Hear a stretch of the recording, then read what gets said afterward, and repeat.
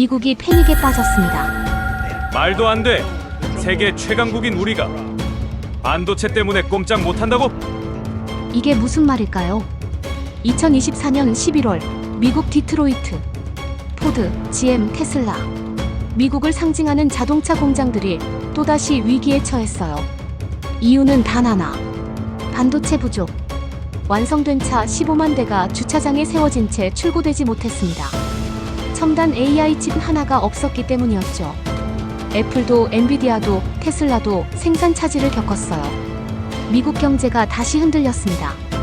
2025년 1월 20일 도널드 트럼프가 47대 대통령으로 취임했습니다. 그는 취임 첫날부터 강경하게 나왔어요. 중국을 무너뜨리겠다. 관세 60%다. 그리고 3월 15일 새로운 행정명령에 서명했습니다. 중국의 첨단 반도체 수출 전면 금지. 중국 내 반도체 공장 즉시 폐쇄. 하지만 삼성전자가 단호하게 말했습니다. 불가능합니다. 중국 공장 폐쇄하면 미국 공급도 중단됩니다. 백악관이 발칵 뒤집혔어요. 트럼프는 격노했지만 48시간 만에 긴급회의가 5번 열렸고 결국 미국이 한 발 물러섰습니다. 대체 무슨 일이 있었던 걸까요? 지금부터 거래의 달인 트럼프조차 한국 반도체 앞에서 무릎 꿇을 수밖에 없었던 충격적인 이야기를 들려드리겠습니다. 영상 끝까지 보시고 대한민국 반도체 세계 최강 댓글 남겨주세요. 여러분의 클릭이 한국 기술의 위대함을 세상에 알립니다. 그럼 시작하겠습니다. 안녕하세요. 제 이름은 제임스 톰슨입니다. 저는 58세 미국 상무부에서 32년간 일한 통상 담당 국장이에요. 트럼프 1기 행정부 때도 일했고 2025년 2기 행정부에서도 계속 일하고 있습니다. 저는 트럼프 대통령을 잘 알아요. 그는 협상의 귀재죠. 비즈니스맨 출신이라 거래에 능숙합니다. 내가 최고의 딜을 만든다. 그게 그의 좌우명이었어요. 하지만 2025년 봄 저는 트럼프가 처음으로 협상에서 밀리는 걸 목격했습니다. 상대는 한국이었어요. 2024년부터 상황은 심각했습니다. AI 붐이 일면서 첨단 반도체 수요가 폭발했어요. 챗GPT, 클로드, 제미나이. 생성형 AI가 전 세계를 휩쓸었고 모두 고성능 AI 칩이 필요했죠. 엔비디아 H100 칩은 품귀 현상이 일어났어요. 주문하면 1년을 기다려야 했습니다. 문제는 그 칩을 만드는 건 한국과 대만이었다는 거예요. 삼성과 TSMC. 이 두 회사가 세계 첨단 반도체의 80%를 생산했습니다. 2024년 11월 트럼프가 대선에서 승리했어요. 저는 그의 참모로 다시 임명됐죠. 취임 전 12월에 트럼프는 저를 불렀습니다. 플로리다 마라라고 리조트였어요. 톰슨, 내가 1월에 취임하면 가장 먼저 할 일이 뭔지 아나? 무엇입니까, 카카? 중국을 무릎 꿇리는 거야. 관세 60%, 기술 봉쇄, 완전 고립. 나는 중국을 끝장낼 거야. 저는 긴장했습니다.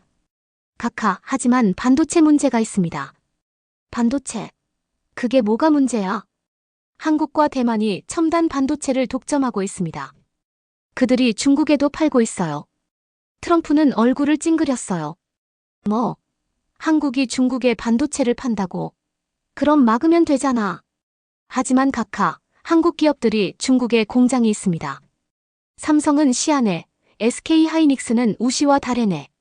그럼 닫으라고 해. 내가 명령하면 돼. 저는 한숨을 쉬었습니다. 이분은 아직 상황을 모르시는군. 2025년 1월 20일 트럼프가 취임했어요.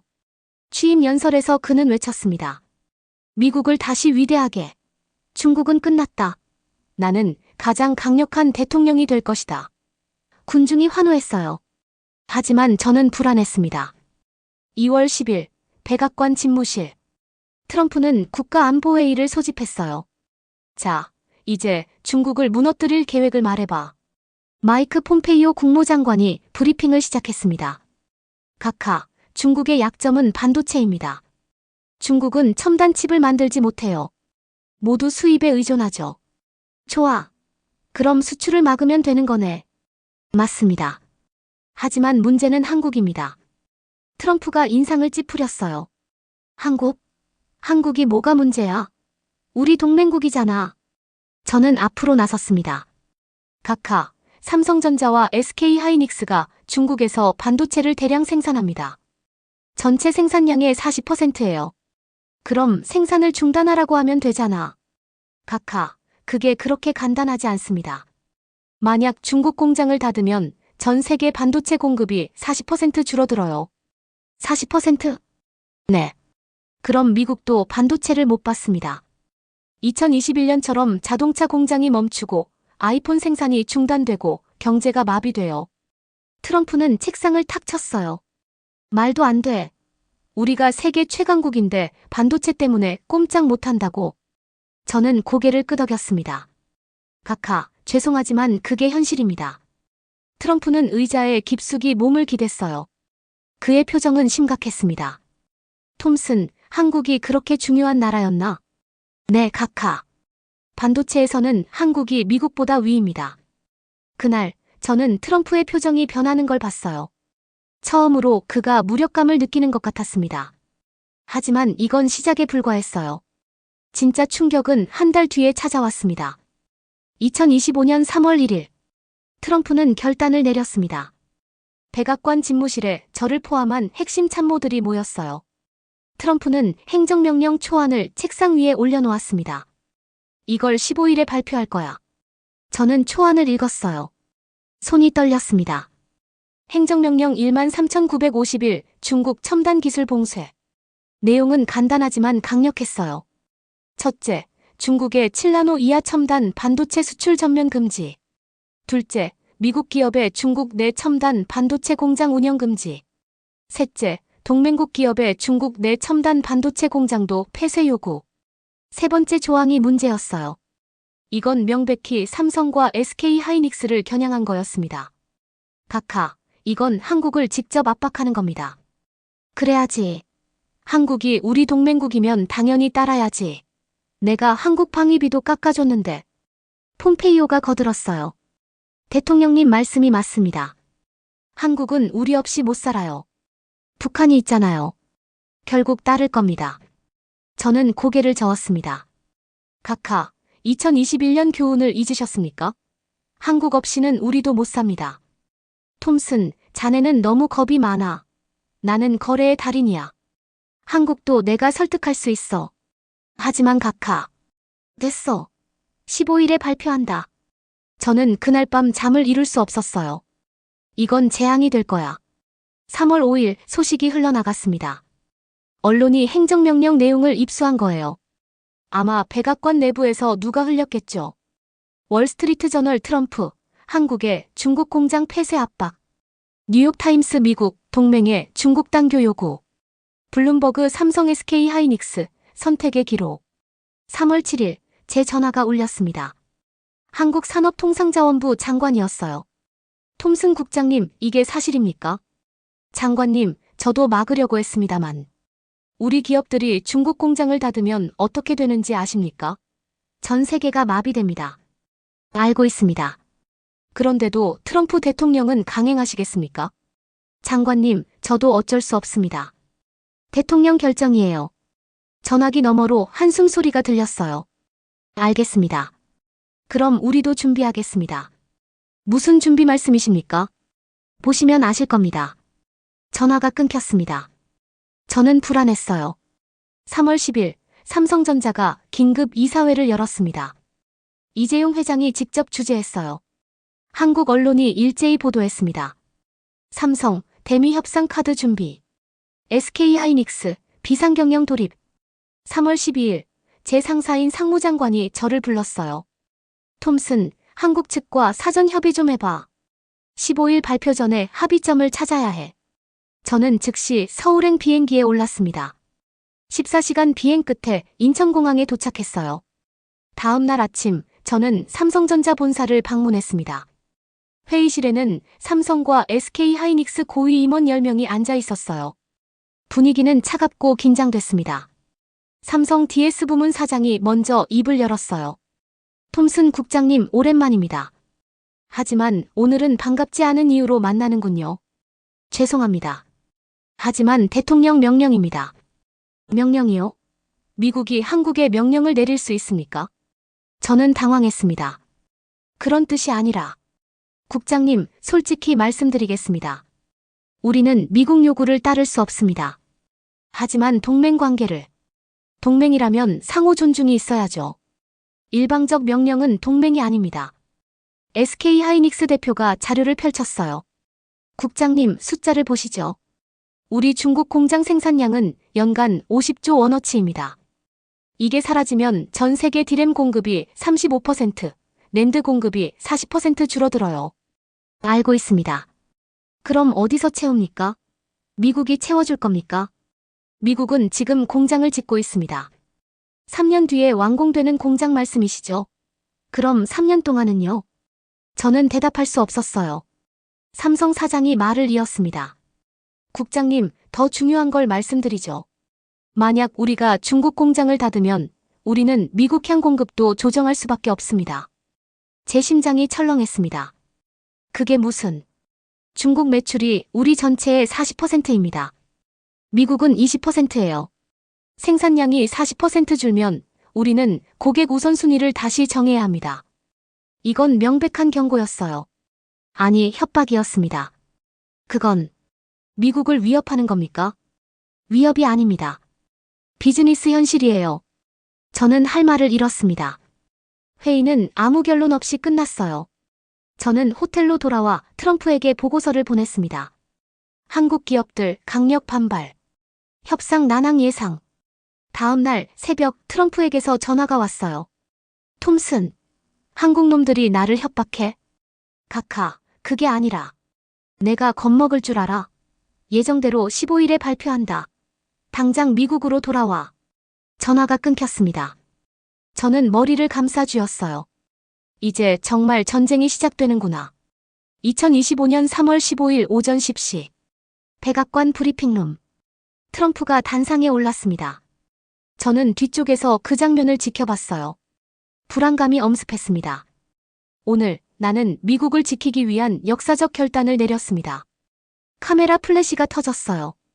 행정명령 13,951. 중국에 대한 첨단 기술 완전 봉쇄. 7나노 이하 반도체 수출 전면 금지. 그리고 트럼프는 잠시 말을 멈췄습니다. 동맹국들도 중국 내 첨단 반도체 공장을 즉시 폐쇄하라. 특히 한국 기업들, 삼성과 SK 하이닉스. 6개월 안에 중국 공장을 닫아라. 기자들이 술렁였어요.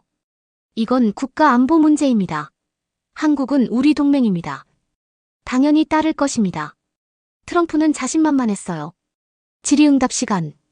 대통령님, 한국이 거부하면 어떻게 하시겠습니까? 거부?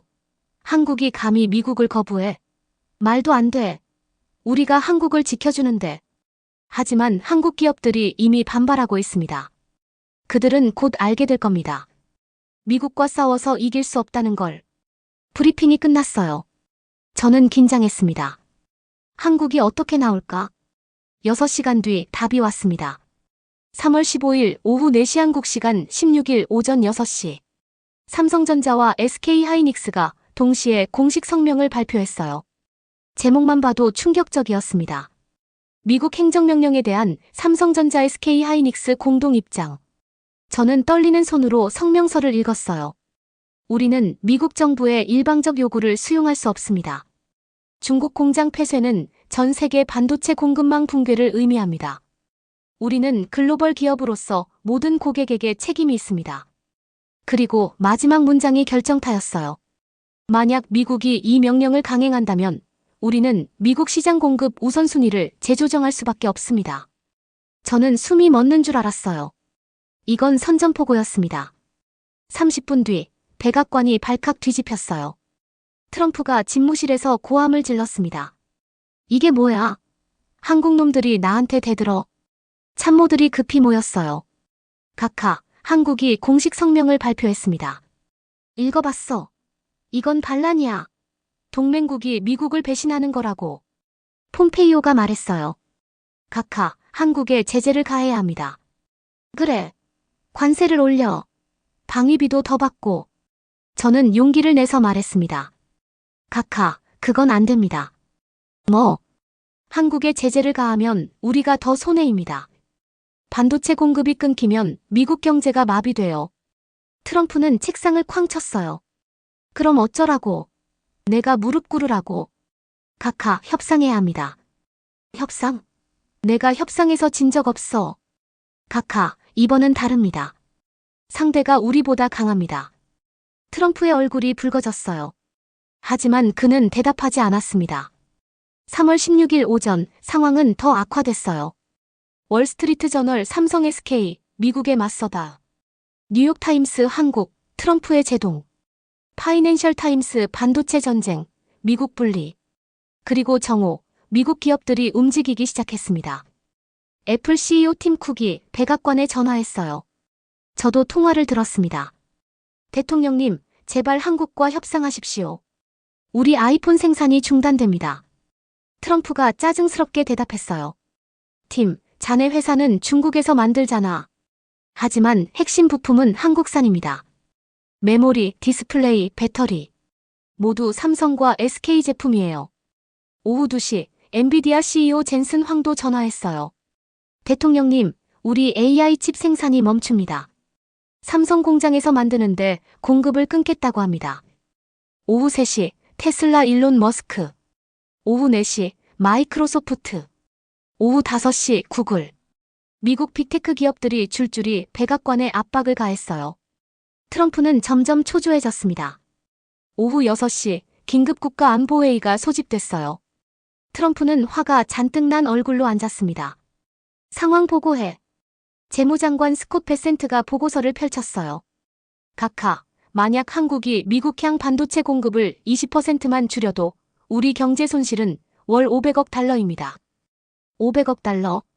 네. 연간 6천억 달러예요. 그리고 만약 40% 줄이면 얼마야? 연간 1조 2천억 달러입니다. 회의실이 조용해졌어요. 상무장관 하워드 루트닉이 말했습니다. 각하, 그리고 실업자가 200만 명 발생합니다. 자동차, IT, 전자. 모든 산업이 타격을 받아요. 트럼프는 두 손으로 얼굴을 감쌌습니다. 저는 조용히 말했어요. 각하, 한국과 대화해야 합니다. 트럼프는 저를 노려봤습니다. 내가 먼저 전화하라고. 각하, 국익이 우선입니다. 이건 굴욕이야. 각하, 2차 세계대전 때 처칠도 루즈벨트에게 도움을 요청했습니다. 그게 굴욕이 아니라 지혜였죠.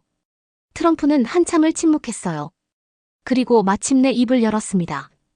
톰슨, 한국 대통령과 전화 연결해. 저는 안도의 한숨을 쉬었습니다. 하지만 이건 시작에 불과했어요. 2025년 3월 16일 오후 8시. 백악관 집무실. 트럼프는 책상 앞에 앉아 전화기를 노려보고 있었어요. 저와 폼페이오, 그리고 통역관이 옆에 서 있었습니다. 연결됐습니다, 각하. 트럼프는 전화기를 들었어요. 표정은 굳어 있었습니다. 윤석열 대통령님, 트럼프입니다. 한국 대통령의 목소리가 스피커를 통해 들렸어요. 트럼프 대통령님, 전화 주셔서 감사합니다. 대통령님, 우리 양국 간에 오해가 있는 것 같습니다. 오해가 아닙니다. 트럼프 대통령님. 이건 생존의 문제예요. 트럼프가 당황한 표정을 지었어요. 한국 대통령의 어조가 단호했거든요. 대통령님, 우리는 동맹입니다. 70년 우정이. 그 우정을 제가 부정하는 게 아닙니다. 하지만 대통령님께서 우리 기업에 불가능한 요구를 하고 계십니다. 불가능? 그냥 중국 공장 닫으면 되잖아요. 대통령님, 그 공장들은 연간 60조 원의 매출을 올립니다. 10만 명이 일하고 있어요. 하루아침에 닫을 수 없습니다. 트럼프는 짜증이 났어요. 하지만 중국은 우리 적입니다. 미국의 적이지 한국의 적은 아닙니다. 그 말에 트럼프는 얼굴이 붉어졌어요. 대통령님 조심하시죠. 우리가 한국을 지켜주는 겁니다. 주한미군이. 트럼프 대통령님. 한국 대통령의 목소리가 차가워졌어요. 주한미군은 미국 이익을 위해서도 있습니다. 그리고 우리가 방위비를 내고 있죠. 이건 거래입니다. 일방적 호의가 아니에요. 트럼프는 말문이 막혔어요. 저는 처음 봤습니다. 트럼프가 전화협상에서 밀리는 걸. 그럼 대통령님은 미국 요구를 완전히 거부하시겠다는 겁니까? 아닙니다. 우리는 협상할 준비가 되어 있습니다. 하지만 일방적 명령은 받아들일 수 없어요. 협상? 어떤 협상? 첫째, 중국 공장 폐쇄 대신 생산 품목 제한. 14나노 이상만 생산하겠습니다. 둘째, 미국 내 우리 투자 확대. 3년간 1,000억 달러 추가 투자하겠습니다. 셋째, 기술 협력 강화. 트럼프는 잠시 생각했어요. 그리고 만약 이 조건을 거부하시면 한국 대통령은 조용히 하지만 명확하게 말했습니다. 그럼 우리도 선택을 해야겠죠. 미국 향 공급 조정을 포함해서요. 트럼프의 얼굴이 굳었어요. 대통령님, 그건 협박입니까? 협박이 아닙니다. 비즈니스 현실이에요. 트럼프 대통령님도 비즈니스맨이시니 이해하시리라 믿습니다. 전화는 30분간 계속됐지만 결론은 나지 않았어요. 통화가 끝나고 트럼프는 전화기를 내려놓았습니다. 그의 얼굴은 창백했어요. 이게 말이 되나? 폼페이오가 말했어요. 각하, 한국이 너무 오만합니다. 제재를 가해야 합니다. 무슨 제재? 반도체 공급 끊기면 우리가 죽어. 저는 조심스럽게 말했습니다. 각하, 한국 제안을 받아들이는 게 어떻겠습니까? 내가 항복하라고? 항복이 아니라 타협입니다. 14나노 제안도 효과가 있어요. 중국이 첨단 칩은 못 만듭니다. 트럼프는 한참을 고민했어요. 일단 시간을 벌자. 내일 다시 회의해. 3월 17일 아침 두 번째 긴급회의. 이번에는 의회 지도자들도 참석했어요. 하원의장, 상원의장, 주요 위원회 의장들. 하원 세입위원회 위원장이 말했습니다. 대통령님, 제 선거구에 GM 공장이 있습니다. 지금 반도체 부족으로 3,000명이 일시 해고됐어요. 이 문제를 해결하셔야 합니다. 상원 상업위원장도 거들었어요.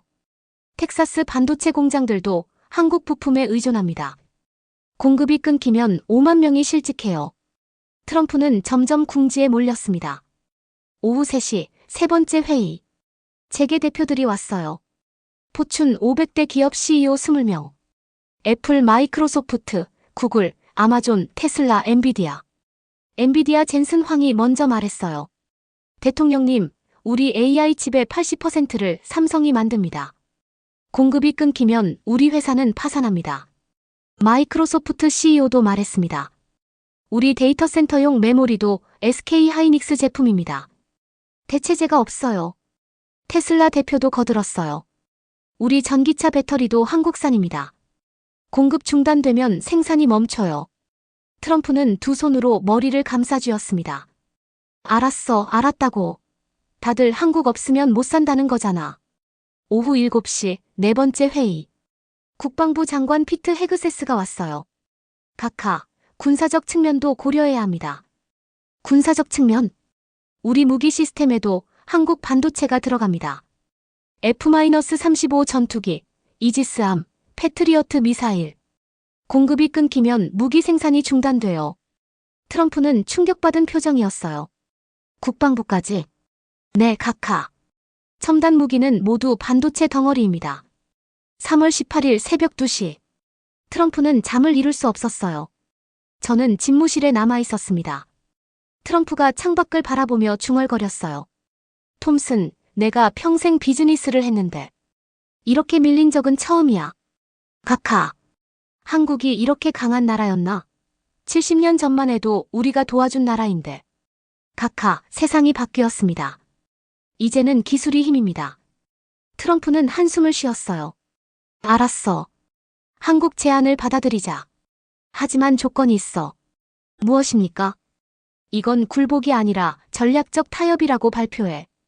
그리고 한국이 미국에 1,000억 달러 투자하는 걸 강조해. 저는 고개를 끄덕였습니다. 알겠습니다, 각하. 트럼프는 쓴웃음을 지었어요. 거래의 달인이라더니. 이번엔 내가 졌어. 72시간의 긴 협상 끝에 미국은 한 발 물러섰습니다. 2025년 3월 19일 오전 11시. 백악관 브리핑룸. 트럼프가 단상에 올랐습니다. 표정은 굳어 있었지만 억지로 미소를 짓고 있었어요. 저는 뒤에서 그 모습을 지켜봤습니다. 미국 국민 여러분, 오늘 우리는 역사적 합의를 이뤘습니다. 기자들이 일제히 카메라를 들이댔어요. 한국과의 전략적 파트너십을 한 단계 더 발전시켰습니다. 삼성과 SK하이닉스는 향후 3년간 미국에 1,000억 달러를 투자합니다. 박수 소리가 났지만 어색했어요. 그리고 중국 견제를 위한 기술 협력도 강화합니다. 한국 기업들은 중국 공장에서 14나노 이상만 생산하기로 했습니다. 트럼프는 계속 말했지만 저는 알 수 있었어요. 이건 승리 선언이 아니었습니다. 패배를 감추려는 시도였죠. 질의응답 시간. 대통령님, 하지만 한국의 중국 공장은 폐쇄하지 않는 거 아닙니까? 트럼프의 표정이 굳었어요. 우리는 실용적 접근을 택했습니다. 중요한 건 중국이 첨단 기술을 못 가지게 하는 거예요. 하지만 당초 목표는 공장 폐쇄였는데요. 목표는 유연하게 조정하는 겁니다. 나는 협상의 달인이에요. 최선의 딜을 만들었습니다. 하지만 기자들은 납득하지 못했어요. 대통령님, 사실상 한국 요구를 들어준 것 아닙니까? 트럼프는 짜증을 냈어요. 아닙니다. 이건 상호 윈윈입니다. 한국은 1,000억 달러를 투자하고 우리는 첨단 기술을 지킵니다. 브리핑은 20분 만에 끝났어요. 트럼프는 서둘러 단상을 내려왔습니다. 복도에서 저는 트럼프를 마주쳤어요. 카카, 수고하셨습니다. 트럼프는 넥타이를 풀며 말했어요. 톰슨, 언론 반응 어떨 것 같아? 솔직히 좋지 않을 것 같습니다. 알아. 나도 알아. 하지만 어쩔 수 없었어. 경제가 우선이니까. 2시간 뒤 예상대로 미국 언론이 폭발했습니다. 뉴욕타임스 트럼프, 한국의 굴복. 워싱턴 포스트 백악관, 중국 견제 후퇴. 월스트리트 저널 한국이 이긴 반도체 전쟁. CNN 트럼프의 협상 실패. 더 충격적인 건 보수 언론의 반응이었어요. 폭스뉴스 트럼프, 약한 모습 보여. 월스트리트 저널 사설 이건 패배다. 하지만 한국 언론은 환호했습니다. 조선일보 한국 반도체, 미국 압박 이겨냈다. 중앙일보 삼성 SK, 트럼프와 맞짱 떠서 승리. 한겨레 반도체 굴기, 미국도 꺾었다. 오후 4시 서울에서 삼성전자와 SK하이닉스가 공동 기자회견을 열었어요. 삼성 DS 부문 사장이 마이크 앞에 섰습니다. 이번 합의는 한국 반도체 산업의 승리입니다. 우리는 미국의 일방적 압박을 거부하고 대등한 협상으로 합리적 해결책을 찾았습니다. SK하이닉스 대표도 말했습니다. 우리는 미국 투자를 확대하겠지만 이는 압박 때문이 아니라 비즈니스 판단입니다. 그리고 중국 시장도 포기하지 않습니다. 한국 기자가 질문했어요. 미국이 다시 압박하면 어떻게 하시겠습니까? 우리는 준비되어 있습니다. 필요하다면 또 맞설 것입니다. 박수가 터져 나왔어요. 저는 워싱턴에서 그 장면을 생중계로 봤습니다. 씁쓸했어요. 우리가 정말 졌구나. 오후 6시 국제 언론의 분석 기사들이 쏟아졌어요. 파이낸셜 타임스 반도체 시대, 한국이 새로운 강국으로. 이코노미스트 미국의 쇠퇴, 한국의 부상. 로이터 기술 패권 미국에서 아시아로. 특히 영국 BBC의 분석이 인상적이었어요. 이번 사건은 21세기 권력 이동을 상징한다. 20세기는 군사력과 자원이 힘이었다. 하지만 21세기는 기술이 힘이다. 그리고 한국이 그 기술을 가지고 있다. 저녁 8시 트럼프는 집무실에서 폭스뉴스를 보고 있었어요. 저도 함께 있었습니다. 앵커가 말했습니다. 트럼프 대통령이 한국에 굴복했습니다. 이는 그의 협상 능력에 대한 의문을 제기합니다. 트럼프는 리모컨을 집어던졌어요.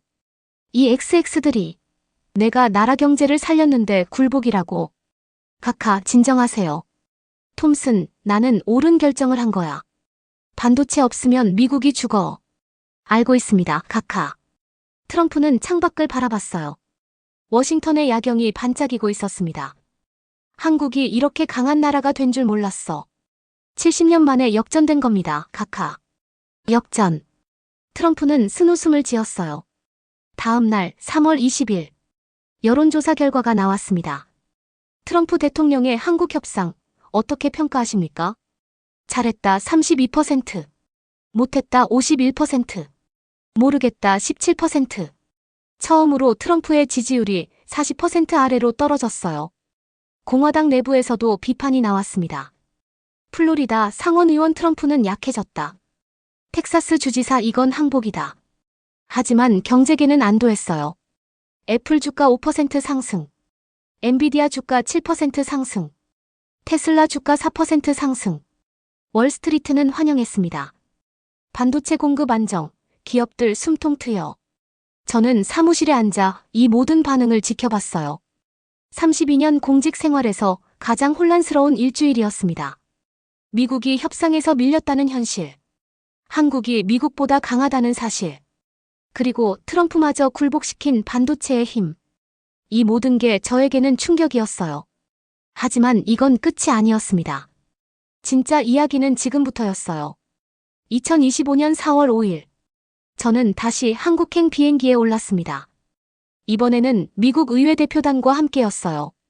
상원의원 5명, 하원의원 8명, 그리고 기업 대표 15명. 총 30명의 대규모 방문단이었습니다. 목적은 명확했어요. 한국 반도체 공장을 직접 보고 미국 투자 계획을 확인하는 것. 인천공항에 도착하자 한국 정부 관계자들이 우리를 맞이했어요. 예전과는 분위기가 달랐습니다.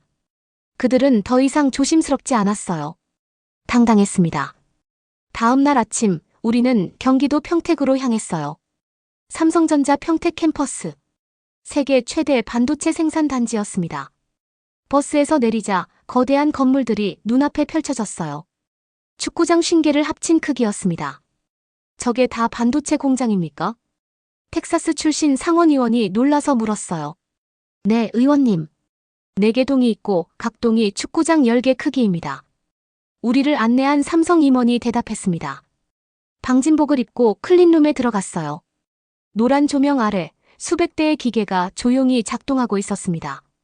이 공장은 하루에 웨이퍼를 몇 장 생산합니까? 캘리포니아 하원의원이 물었어요. 약 80만 장입니다. 한 장당 평균 500개 칩이 나오니까 하루 4억 개 칩을 만드는 셈이죠. 4억 개? 네. 그리고 이건 평택만의 숫자입니다. 화성, 기흥 캠퍼스까지 합하면 하루 10억 개가 넘어요. 의원들이 감탄했어요. 우리는 최첨단 라인으로 이동했습니다. 이게 이나노 공정 라인입니다. 세계에서 삼성이 유일하게 양산하고 있어요. TSMC는요? 아직 시험 생산 단계입니다. 우리가 6개월 앞서 있죠. 엔비디아 대표가 앞으로 나왔어요. 이 라인에서 우리 AI 칩을 만들 수 있습니까? 물론입니다. 실제로 지금 생산 중이에요. 투어가 끝나고 회의실에서 질의응답 시간이 있었어요. 플로리다 상원의원이 날카로운 질문을 던졌습니다. 한국은 왜 이렇게 반도체에 집중했습니까? 다른 산업도 많은데. 삼성 DS 부문 부사장이 대답했어요. 의원님, 한국은 자원이 없는 나라입니다. 석유도 가스도 광물도 없어요. 우리가 가진 건 사람뿐이죠. 그래서요? 그래서 기술에 투자했습니다. 1980년대부터 정부와 기업이 함께 반도체에 올인했어요. 40년간 쌓은 기술과 경험이 지금의 삼성을 만들었습니다. 애플 대표가 물었어요. 한국의 경쟁력은 뭡니까? 왜 미국이나 일본이 못 따라옵니까? 3가지입니다. 첫째, 속도. 우리는 의사결정이 빨라요. 미국 회사가 3개월 걸릴 결정을 우리는 일주일 만에 해요. 둘째, 집중. 우리 엔지니어들은 24시간 반도체만 생각합니다. 연구하고 개발하고 개선해요. 셋째, 투자. 삼성은 지난 10년간 200조 원을 투자했습니다. 미국 인텔의 3배예요. 회의실이 조용해졌어요. 마이크로소프트 대표가 물었습니다. 미국이 따라잡으려면 얼마나 걸립니까? 부사장은 솔직하게 대답했어요. 10년에서 15년 정도요. 하지만 그동안 우리도 발전하니까 격차는 계속 벌어질 겁니다.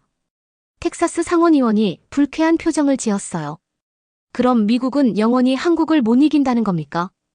이기고 지는 게 아닙니다, 의원님. 이건 협력이에요. 미국에는 설계 기술이 있고 한국에는 생산 기술이 있습니다. 서로 필요한 관계죠. 하지만 그 말이 위로가 되지 않았어요. 오후에는 SK 하이닉스 이천 캠퍼스를 방문했습니다. 여기는 메모리 반도체 전문 공장이었어요. SK 대표가 설명했습니다. 우리는 디램과 낸드 플래시를 만듭니다. 전 세계 디램의 30%, 낸드의 20%를 우리가 생산해요. 중국 공장은요? 캘리포니아 의원이 물었어요. 우시와 다롄 공장이 있습니다. 거기서 전체 생산의 40%를 만들어요. 그 공장들 정말 14나노 이상만 생산합니까? 네. 합의대로 지키고 있습니다. 미국 정부가 확인하러 오셔도 됩니다. 하지만 그래도 중국이 반도체를 받는 거 아닙니까? 범용 메모리예요. 스마트폰, PC에 쓰는 일반 칩이죠. 군사용이나 AI용 첨단 칩은 안 팔아요. 의원들은 여전히 불만스러워 보였어요. 저녁에 서울로 돌아와 호텔에서 대표단 회의를 했습니다. 플로리다 상원 의원이 먼저 말했어요. 톰슨 국장, 솔직히 말하죠. 우리가 완전히 졌어요. 한국이 너무 앞서 있어요. 텍사스 의원도 거들었어요. 오늘 본 기술은 충격적이었어요. 미국이 10년 안에 따라잡는 건 불가능해 보입니다. 애플 대표가 말했습니다. 그리고 솔직히 우리 기업들은 한국 없이 못 살아요. 삼성과 SK가 공급을 끊으면 우리 회사는 끝이에요. 저는 고개를 끄덕였습니다. 그래서 제가 말씀드렸잖아요. 이번 협상에서 우리가 이길 수 없다고. 그럼 앞으로는요? 우리가 계속 한국에 끌려다녀야 합니까? 장기적으로는 미국도 투자해야 합니다. CHIPS 액트 예산을 늘리고 인재를 키우고 기술을 개발해야죠. 하지만 그건 10년 후 얘기잖아요. 지금은 한국과 협력하는 수밖에 없습니다. 회의실이 무거운 침묵에 휩싸였어요. 다음 날 우리는 청와대를 방문했습니다. 한국 대통령과의 면담이었어요. 대통령은 따뜻하게 우리를 맞이했습니다. 미국 대표단 여러분 환영합니다. 플로리다 상원 의원이 말했어요. 대통령님, 이번 방문으로 한국의 기술력을 확인했습니다. 인상적이었어요. 감사합니다. 하지만 이건 한국만의 성과가 아닙니다. 미국의 도움도 컸죠. 도움이요? 70년 전 한국전쟁 때 미국이 우리를 도와줬어요. 그 덕분에 자유민주주의를 지켰고 경제를 발전시킬 수 있었습니다. 의원들의 표정이 조금 풀렸어요. 그리고 1980년대 삼성이 반도체를 시작할 때 미국 기업들이 기술을 가르쳐줬어요. 인텔, 마이크론. 그분들이 우리 스승이었죠. 하지만 이제는 한국이 미국을 앞질렀습니다. 대통령은 미소를 지었어요. 앞지른 게 아니라 다른 길을 간 겁니다. 미국은 설계와 혁신에 강하고 한국은 생산과 효율에 강해요. 서로 보완 관계죠. 하지만 대통령님, 이번 협상에서 한국이 미국을 압박했습니다.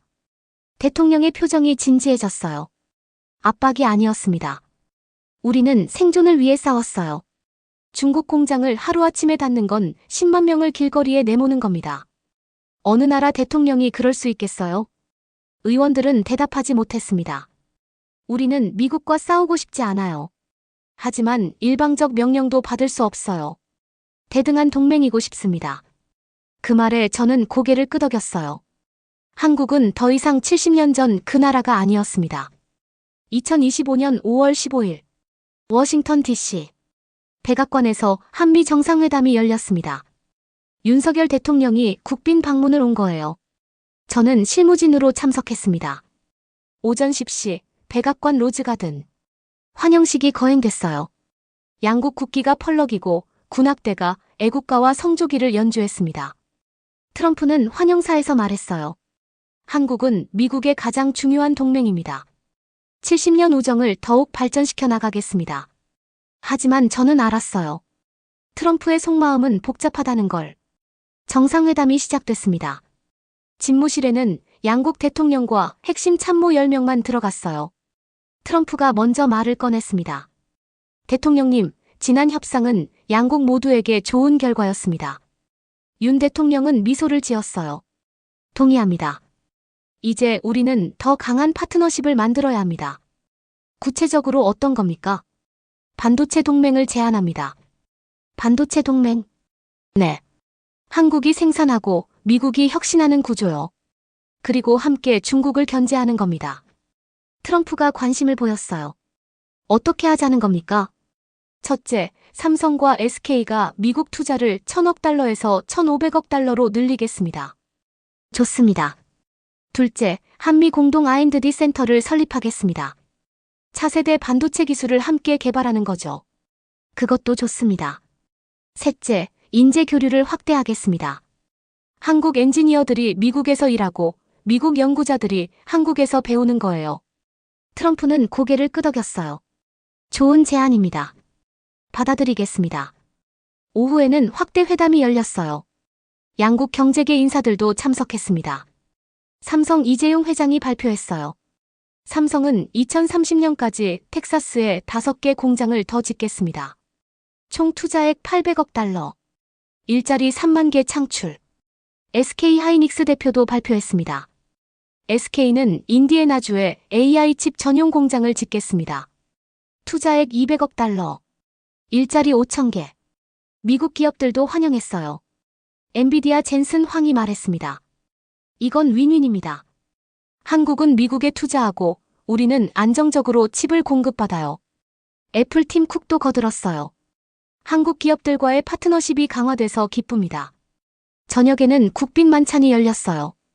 백악관 이스트룸에서 200명의 하객이 모였습니다. 트럼프는 건배사에서 말했어요. 한국은 70년 전 폐허에서 기적을 만든 나라입니다. 그리고 이제 세계를 이끄는 기술 강국이 됐죠. 미국은 자랑스러운 동맹 한국과 함께 미래로 나아가겠습니다. 박수가 터졌어요. 윤 대통령도 답사했습니다. 70년 전 미국이 한국을 도왔습니다. 이제 한국이 미국과 함께 세계를 돕겠습니다. 반도체 동맹으로 자유민주주의와 번영을 지키겠습니다. 저는 그 광경을 보며 복잡한 감정이 들었어요. 겉으로는 화려한 동맹 강화였지만 실상은 힘의 균형이 바뀐 거였습니다. 5월 20일 한국 대통령이 미국을 떠났어요. 언론 반응은 긍정적이었습니다. 뉴욕타임스 한미동맹 새로운 단계로. 월스트리트 저널 반도체 파트너십 양국의 이익. CNN 트럼프 한국과 관계 정상화. 하지만 보수 매체들은 여전히 비판적이었어요. 폭스뉴스 한국에 너무 많이 양보. 워싱턴 타임스 미국 자존심 구겼다. 트럼프 지지율은 41%로 소폭 회복됐지만 여전히 낮았어요. 6월 1일 저는 상무부 사무실에서 보고서를 작성하고 있었습니다. 한미 반도체 협력 현황 및 전망. 32년 공직 생활의 집대성이었어요. 보고서 결론 부분을 쓰면서 저는 깊은 감회에 젖었습니다. 한국은 더 이상 미국의 후배가 아니다. 반도체 분야에서는 오히려 한국이 선배다. 미국은 이 현실을 인정하고 대등한 파트너로서 한국과 협력해야 한다. 70년 전 미국이 한국을 도왔다면 이제는 한국이 미국을 돕고 있다. 이것이 진정한 동맹의 모습이다. 보고서를 제출하고 저는 창밖을 바라봤어요. 워싱턴 DC의 5월 하늘은 맑고 푸르렀습니다. 하지만 제 마음은 복잡했어요. 미국은 여전히 강대국이었지만 모든 분야에서 최강은 아니었습니다. 반도체에서는 한국과 대만에 의존했고 AI에서는 중국과 경쟁했으며 제조업에서는 독일과 일본을 따라가고 있었어요. 세상이 바뀌었다는 걸 인정해야 했습니다. 그리고 그 변화의 중심에 한국이 있었다는 것도. 2025년 10월 15일 스위스 다보스 세계경제 포럼이 열렸습니다. 저는 미국 대표단으로 참석했어요. 이번 포럼의 주제는 기술과 미래였습니다. 개막 기조연설은 삼성전자 이재용 회장이었어요. 저는 청중석에 앉아 그의 연설을 들었습니다. 신사숙녀 여러분, 반도체는 21세기의 석유입니다. 아니, 석유보다 더 중요합니다. 석유가 없으면 자동차가 멈춥니다. 하지만 반도체가 없으면 세상이 멈춥니다. 스마트폰, 자동차, 컴퓨터, AI, 로봇, 의료기기. 모든 것이 반도체로 작동합니다. 그리고 한국은 그 반도체 생산의 중심입니다. 박수가 터졌어요. 하지만 우리는 독점하려 하지 않습니다. 우리는 협력하려 합니다. 미국, 유럽, 일본, 심지어 중국까지. 우리는 모두와 함께 발전하고 싶습니다. 왜냐하면 반도체는 인류 전체의 미래이기 때문입니다. 연설이 끝나고 기립박수가 이어졌어요. 오후에는 패널 토론이 있었습니다. 주제는 반도체 공급망의 미래. 패널로는 삼성, TSMC, 인텔 마이크론 CEO들이 참석했어요. 인텔 CEO가 말했습니다. 솔직히 인정합니다. 우리는 삼성과 TSMC에 뒤처졌어요. 하지만 우리는 따라잡을 겁니다. TSMC CEO가 대답했어요. 환영합니다. 경쟁은 산업을 발전시키죠.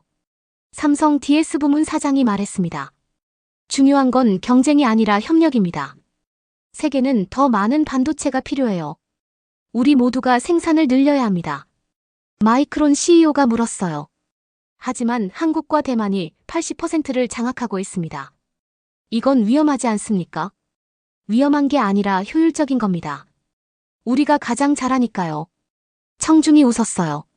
저녁에는 비공식 만찬이 있었습니다. 저는 삼성 DS 사장과 같은 테이블에 앉았어요. 사장님, 한 가지 물어봐도 될까요? 네, 국장님. 말씀하세요. 솔직히, 한국은 미국을 어떻게 보고 있습니까? 사장은 잠시 생각하더니 대답했어요. 존경하는 동맹입니다. 하지만 더 이상 따라가야 할 선생님은 아니에요. 그럼, 같이 걷는 친구죠. 때로는 우리가 앞서고, 때로는 미국이 앞서고. 그게 건강한 관계 아닐까요? 저는 고개를 끄덕였습니다. 한국이 이렇게 강해진 비결이 뭡니까? 3가지예요. 위기의식, 집중력, 그리고 사람. 사람이요? 네. 한국 사람들은 포기를 모릅니다. 70년 전 폐허에서 일어섰고 1997년 IMF도 이겨냈어요. 그 DNA가 우리 안에 있죠. 저는 감동받았습니다. 10월 20일 포럼이 끝나고 미국으로 돌아왔어요. 공항에서 집으로 가는 차 안에서 저는 생각했습니다. 32년 공직 생활 동안 많은 걸 봤지만 이번만큼 충격적인 건 없었어. 미국이 최강이라는 신화. 그게 무너지는 걸 목격했어요. 적어도 반도체에서는. 하지만 이게 나쁜 것만은 아니었습니다. 세상이 다극화되고 있었어요. 미국, 중국, 유럽, 그리고 한국. 각자의 강점을 가진 나라들이 경쟁하고 협력하는 시대. 그게 21세기의 모습이었습니다. 11월 1일, 저는 은퇴를 발표했어요. 32년 공직 생활을 마감하는 날이었습니다.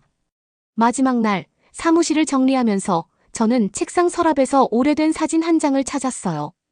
1990년대 한국 방문 때 찍은 사진이었습니다. 당시 한국은 아직 개발도상국이었어요. 하지만 그때도 사람들 눈빛은 빛나고 있었죠. 우리는 할 수 있다는 눈빛. 그 눈빛이 35년 만에 한국을 반도체 강국으로 만들었습니다. 저는 그 사진을 가방에 넣었어요. 그리고 마지막으로 워싱턴 DC를 바라봤습니다. 미국도 다시 일어설 거야. 우리에겐 아직 혁신이 있으니까. 하지만 한 가지는 확실했어요. 한국을 무시하면 안 된다는 것. 한국은 더 이상 약소국이 아니었습니다. 기술 강국, 경제 강국, 그리고 당당한 동맹이었어요. 2025년 11월 5일, 은퇴식 날. 동료들이 작별 인사를 했어요. 톰슨, 수고했어. 한국 협상, 결과적으로 잘 됐어. 잘 된 게 아니라 어쩔 수 없었던 거지. 그래도 전쟁은 막았잖아. 반도체 공급 끊겼으면 대재앙이었어. 저는 미소를 지었습니다. 그래, 맞아. 우리는 현실을 받아들였어. 그게 지혜지. 저녁에 집으로 돌아와 아내에게 말했어요. 여보, 내일부터 백수야. 이제 쉬어요. 32년 동안 고생했어요. 근데 여보, 우리 한국 여행 가면 어때? 한국? 갑자기 왜? 그 나라를 제대로 보고 싶어. 어떻게 70년 만에 이렇게 강해졌는지. 아내는 웃으며 고개를 끄덕였어요. 2주 뒤, 우리 부부는 서울에 도착했습니다. 관광객으로서의 한국 방문이었어요. 서울 거리를 걷는데 모든 게 신기했습니다. 깨끗한 도시, 빠른 인터넷, 첨단 기술. 그리고 무엇보다 사람들의 에너지가 느껴졌어요. 한 카페에서 커피를 마시는데 옆 테이블 젊은이들이 영어로 대화하고 있었어요. 우리 회사가 미국 진출한대. 대박. 어느 회사? 반도체 장비 회사. 삼성 납품하던 곳인데 이제 미국 인텔에도 팔 거래. 한국 기술이 미국 가는 거네. 응. 이제 우리가 선진국이야. 저는 그 대화를 들으며 미소를 지었어요. 맞아요. 이제 한국은 선진국이었습니다. 그것도 첨단 기술 선진국. 저는 아내에게 말했습니다. 여보, 세상이 정말 많이 바뀌었어. 그러게요. 70년 전엔 우리가 도와준 나라였는데. 이제는 우리가 배워야 할 나라야. 다음 날, 우리는 삼성 이노베이션 뮤지엄을 방문했어요. 한국 반도체 역사를 볼 수 있는 곳이었습니다. 1983년 64K 디램 개발부터 2025년 이나노 공정까지 42년의 역사가 전시돼 있었어요. 그 역사를 보면서 저는 깨달았습니다. 한국의 성공은 우연이 아니었다는 걸. 불굴의 의지, 끊임없는 도전, 그리고 포기하지 않는 정신. 그게 한국을 만들었어요. 마지막 전시실에는 큰 글씨가 적혀 있었습니다. 불가능은 없다. 저는 그 글씨를 한참 바라봤어요. 그리고 속으로 말했습니다. 감사합니다, 한국. 당신들이 세계에 가르쳐 준 것. 포기하지 않으면 기적은 일어난다는 것을. 여러분, 이 이야기는 픽션이 아닙니다. 2025년 현재 삼성전자와 SK하이닉스는 전 세계 메모리 반도체의 70%를 생산하고 있어요. 한국 없이는 스마트폰도, 컴퓨터도, 자동차도, AI도 작동하지 않습니다. 70년 전 한국은 세계 최빈국이었습니다. 1인당 국민소득 67달러. 아프리카보다 가난했죠. 하지만 2025년 한국은 세계 10위 경제대국이 됐습니다. 그 중에서도 반도체는 세계 1위예요. 이건 단순한 기술의 승리가 아닙니다. 이건 포기하지 않는 정신의 승리예요. 1997년 IMF 위기 때도, 2008년 금융위기 때도, 2020년 팬데믹 때도 한국은 매번 일어섰습니다. 그리고 더 강해졌죠. 이 영상이 전 세계에 퍼져 한국의 위대함을 알릴 수 있습니다. 시청자 여러분의 구독과 좋아요는 이런 자랑스러운 이야기가 더 많이 세상에 전해지는 힘이 됩니다. 지금 대한민국 반도체 세계 최강 댓글 남겨주세요. 여러분의 한 번의 클릭이 한국의 기적을 세상에 알립니다. 다음 편에서는 한국 배터리 기술이 테슬라를 굴복시킨 믿기 힘든 이야기를 전해드리겠습니다. 구독과 알림 설정 잊지 마세요. 여러분의 응원이 또 다른 기적을 만듭니다. 감사합니다.